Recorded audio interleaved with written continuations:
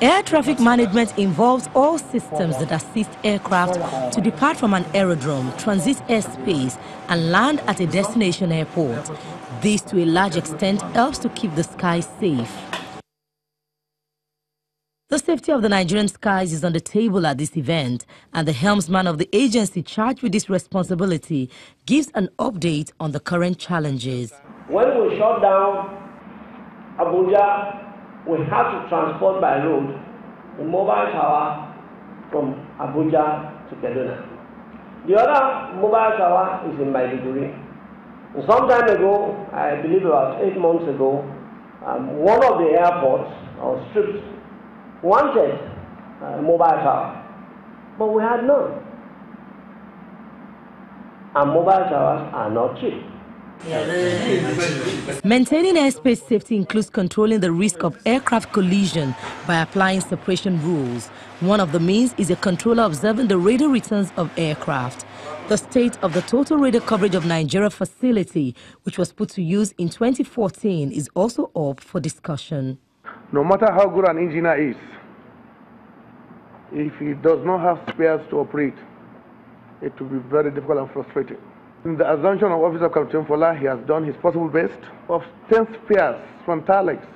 2 years we have been dragging over this. Our engagement with the manufacturers is that we want to be able to have a better relationship in terms of service level delivery, and that affects spares. It's essential for us to be able to have a good radar system, a modern and up-to-date radar system, an upgraded system. An airline operator challenges the airspace agency to up its game in this regard. Well, the airspace system, basically, we're expecting more efficiencies. We expect the airlines to be able to say that they can save money with efficient procedures and systems put in place by NAMA. But for now, we're having to make do with certain things that can be better improved. To ensure that air safety is top-notch, participants insist that technology must drive today's air traffic management, and it may just be time for the federal government to take the funding of this critical agency more seriously. Ryanair says it will be cancelling about 150 flights out of 400 scheduled to fly to and from Germany on Wednesday, September 13, due to a 24-hour strike by pilots and cabin crew. The row over pay and service conditions follows a series of strikes over the summer, with walkouts in Germany, Sweden, Ireland, Belgium and the Netherlands. The airline said affected passengers will be offered alternative flights. In August, Ryanair struck a deal with Irish pilots and said it was hopeful it would secure further deals. However, since then, 7 trade unions representing cabin crew in Italy, Portugal, Belgium and 2 other countries have threatened to strike later this month unless the airline improves working conditions. We are surprised and disappointed that we are back talking to the German media about this unnecessary and unreasonable strike that has been called by the VC and by Verdi for this coming Wednesday. We will now this afternoon be cancelling, regrettably, 150 of the 400 flights that we have scheduled to and from Germany. So we've taken that decision to minimise the disruption. All customers that are impacted will receive an email from Ryanair and an SMS message within the next hour that will notify them that they can take a free of charge move onto another day. So some customers will even move on to flights later today. Others will move on to flights on Thursday, Friday, Saturday and days beyond. That is customers travelling on the 150 of 400 flights that will be cancelled.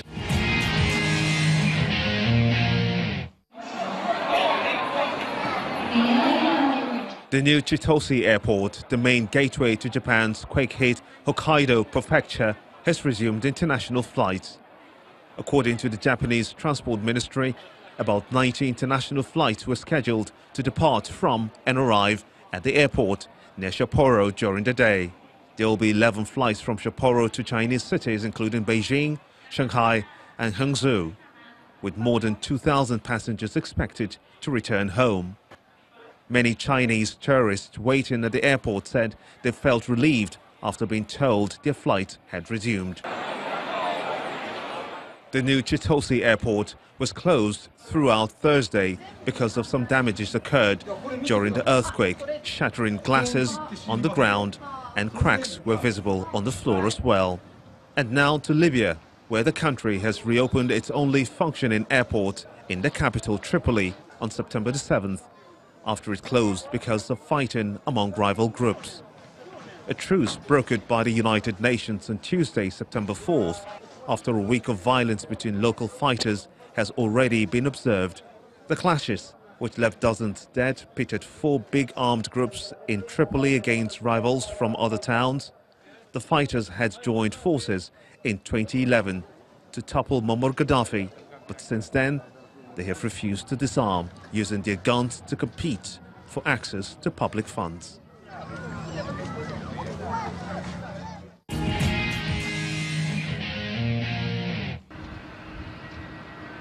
33,000 feet up in the cloudless sky, passengers sitting or sleeping and probably enjoying the journey, eating a meal or powering through the movie channels. Here are 5 more weird things to think about when you fly. On land, water boils at 100 degrees. On a plane, however, the reduced pressure interferes with the boiling process and the water starts to boil at around 90 degrees. This is why it's hard to get a good tasting coffee when you're thousands of feet in the air. It's true, food does taste different when you're flying. Passengers are more dehydrated on a plane than when they're on the ground.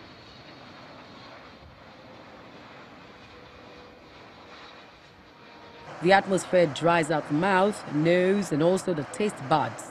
And as the plane climbs higher, the change in air pressure numbs about a third of the taste buds, causing food to taste bland. And that's according to experts.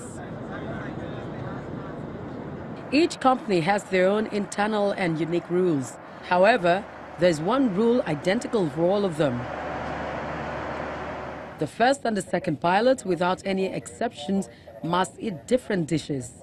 The first pilot eats the food given in the first and in the business class, while the second is served with separate dishes.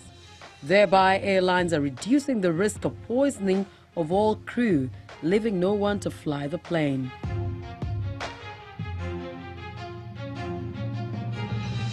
Samoa Air, a South Pacific carrier, was the first to announce that they were to start charging passengers based on their weight.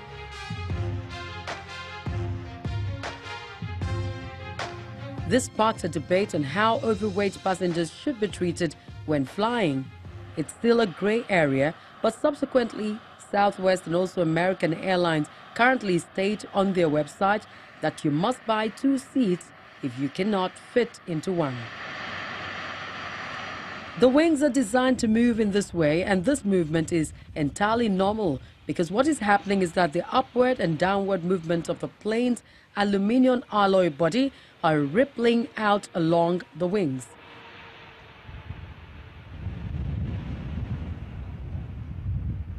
The tips of a large airliner wing, which can be 30 meters long, can move up and down as much as 3 meters during flight.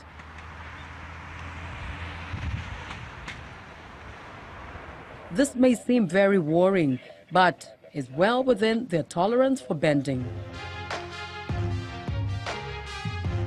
The important thing to remember is that no modern aircraft has ever been brought down by turbulence, although passengers have been injured or even killed, either because they weren't wearing seat belts and hit their heads on the ceiling, or because heavy luggage fell out of the overhead lockers. Turbulence is caused by sudden change, either in temperature or wind direction in the outside air, and is entirely normal. As for the lightning, pilots are able to avoid most storms and fly around or above them.